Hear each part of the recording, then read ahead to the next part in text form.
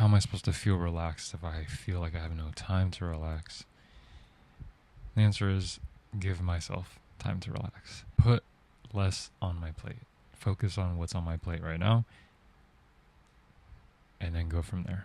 Like, that's the main lesson that I have been learning in the past week. I put so much pressure on myself to juggle multiple things at once that I'm just energetically incapable of in 24 hours.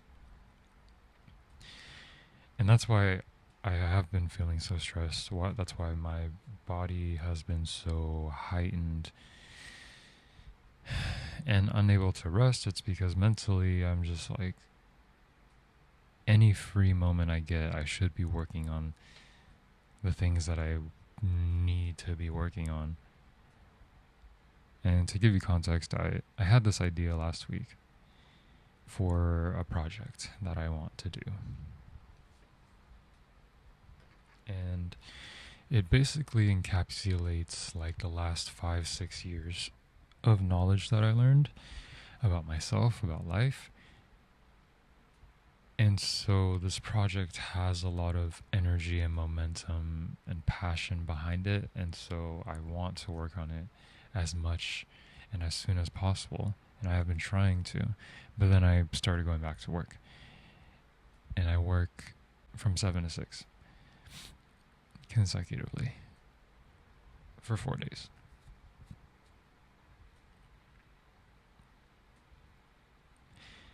And my problem was I was trying to focus on this newfound passion that I had for this project while working.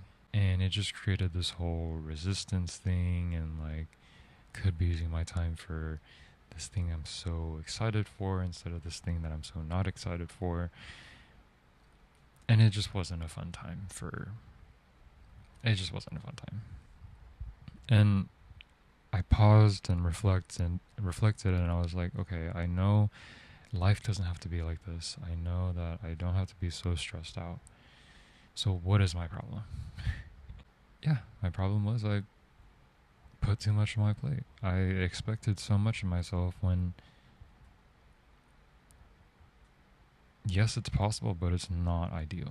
It's kind of like, oh, I get a day off. Let me go hiking. Let me go to the flea market. Let me go grocery shopping. Let me go to the mall. It's like, yes, I can do all those things, but who says that I have the energy to do every single thing?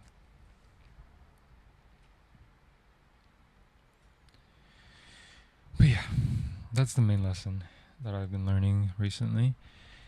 This project that I'm so passionate about, that encapsulates everything. It's a lesson that I recently learned, and I talked about it before. The whole idea is self-love without condition. It's a lesson that took me forever to learn. When I first learned about self-love and felt it for the first time was when I stopped depending on external influence, other people, to determine my feelings, make me feel happy or seen or whatever.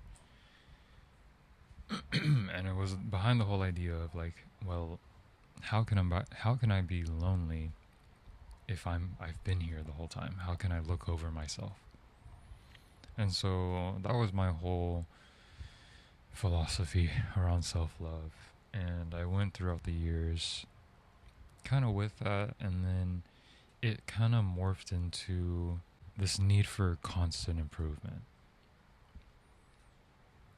This need to be perfect, or else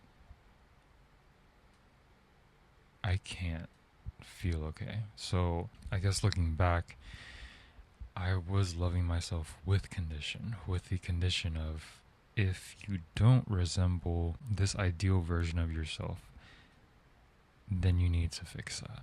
It was really up until maybe a month ago now where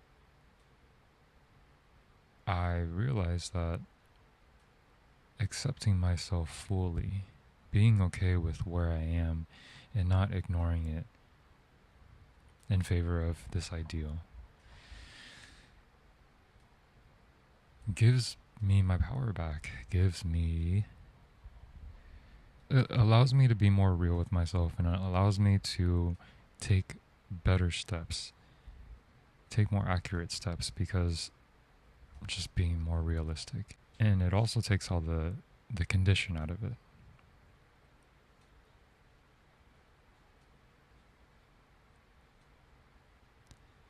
I feel like life has been better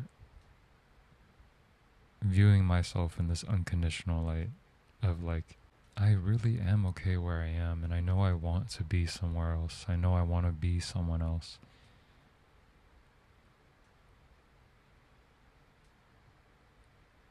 But I have come so far already. I have made so much progress. And I deserve to embrace that. I deserve to acknowledge and even celebrate that. Because, oh my gosh, it'd be like every day. Every day was a new day. Every day I was a different person. And I would cringe at this version of me of last week or the day prior. And I would just fully dismiss it and fully block it out of my system. And yeah, finally learned, it took me years to learn that like, it just makes things worse. Not worse, but it just makes things more difficult than it has to be. And so I've been wanting to make shirts with my photography on it. And I wanted to mix this whole idea of self-acceptance and self-love. And so yeah, that's the project that I'm working on, and I want to make it something not big in the traditional sense, but big in, I guess, the impactful sense. Like, I don't know, I just want to spread the message of like, hey, just because you're not where you want to be doesn't mean that you have to disregard yourself. Because it's not fair. And life will be much easier when you start being real with yourself, when you start meeting yourself where you are, because someone said this from like a 70s therapy thing. You can't take the next step until you're fully where you are right now. But yeah, that's where we currently stand. And we'll see if we make any progress next week. You should see my room right now. It is it's like a tornado just flew through it. Fun fact, I've been using CDs recently because my car has a 12 disc CD magazine, and I want to show you my CDs. I feel like I have no one really to show you because no one else uses them.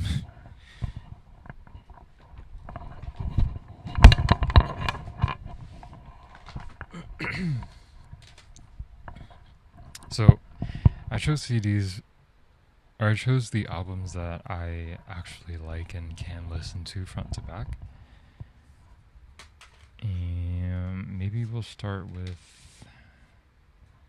I don't know, I like all of them, honestly. First one, obviously. Surprisingly, this is only $10, and apparently this is like, it was factory sealed. Anyways, some Daniel Theater. We have the Marias. I really like that album. We have Billy.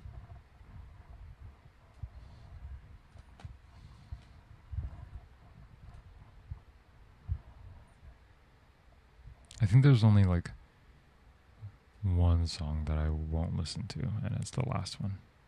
And then this band, they're called Rehash. They're from Florida, and I like them because they sound like they're a garage band. Like they actually recorded in a garage. I'm so tired, and I feel like I have so much to catch up on.